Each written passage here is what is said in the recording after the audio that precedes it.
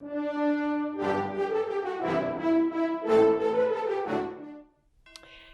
and welcome to another episode at Holidays at OMC. Today we're going to look at the traditions of gift giving and some of the gifts that may have been given in a different time period.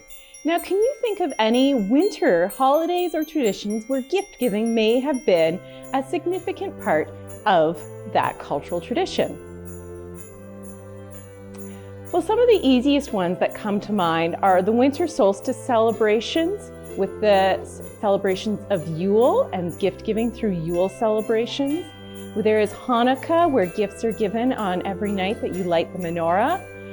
There's also Chinese New Year, where gifts are given. Gifts are given to the oldest member of the family to show respect. They are normally given in a red or gold envelope.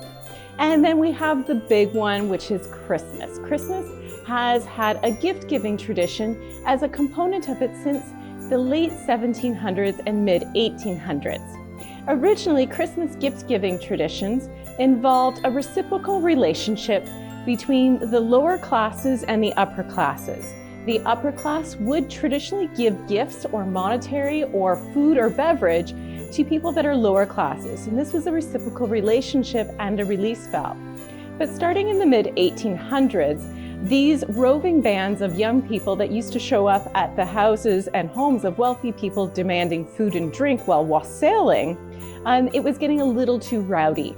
So the traditions had shifted, particularly in Victorian England and in mid-1800s New York and surrounding areas, where the Christmas celebrations were brought into the home, and the relationship between gift giving between those with stuff and those that had nothing was shifted from parents giving gifts to their children instead of the wealthy classes giving gifts or alms to poor people. So we're going to look at some of the toys and gifts. Now, traditionally, at this stage in the mid-1800s, gifts that were given were mostly food and drink and sweet treats that you would not have gotten throughout the rest of the year. So you would have gotten an orange or some spice nuts or some gingerbread that would not have been available throughout the rest of the year. Or parents would have made small gifts.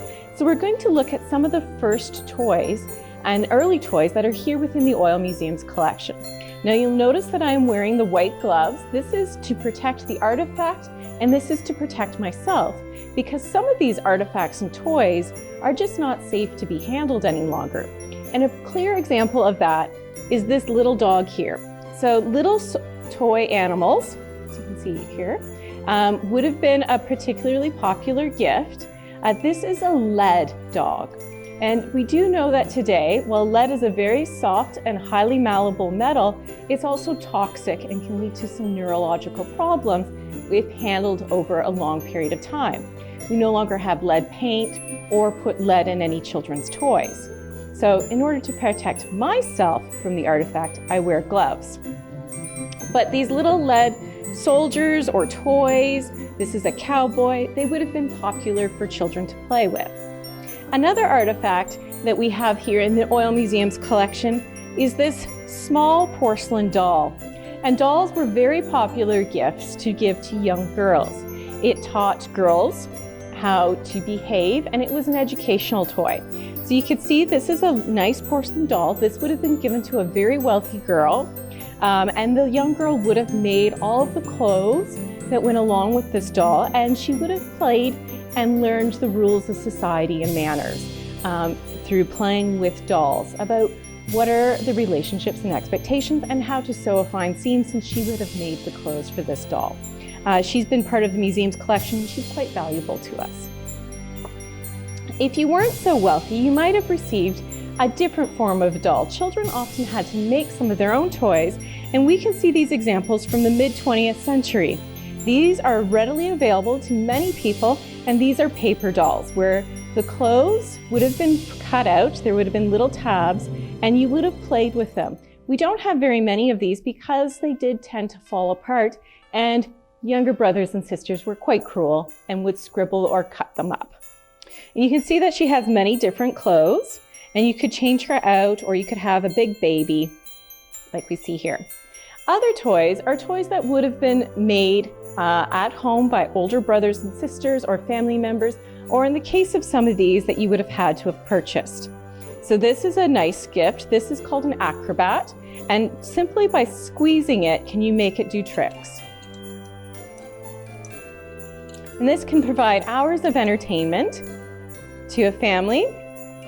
We also have this one here. There are many different names for this toy. Some people call it a wimmy diddle. Other people from the south may call it a gee-haw. If you were from the east coast of Canada, we've heard it called a yip stick. Or if you're from the west coast, it could have been called a magic stick. And it simply works by rubbing the stick back and forth, causing the propeller to turn. And some people know the secrets of how to rub the stick back and forth and make the propeller turn the other way midway through. Children would have also received toys that were specific to be played on specific days. Religious toys were meant to be played with on Sundays, so children in the Victorian time period may have received a Noah's Ark, and those items would have only been played with on Sundays when it was not appropriate to play with other toys. You could have gotten some wooden tops or a Jacob's ladder, which works simply by playing with it like this. All these toys would have been readily available and could have been made in-home or purchased at a store. So this is just a sampling of some of the toys and artifacts that we have in the Oil Museum's collection. And we encourage you to give us a like, give us a follow, and if you want to see them in person, please book a time to come visit us at the Oil Museum of Canada or book one of our toys presentations. Thank you for joining us, and we hope to see you again.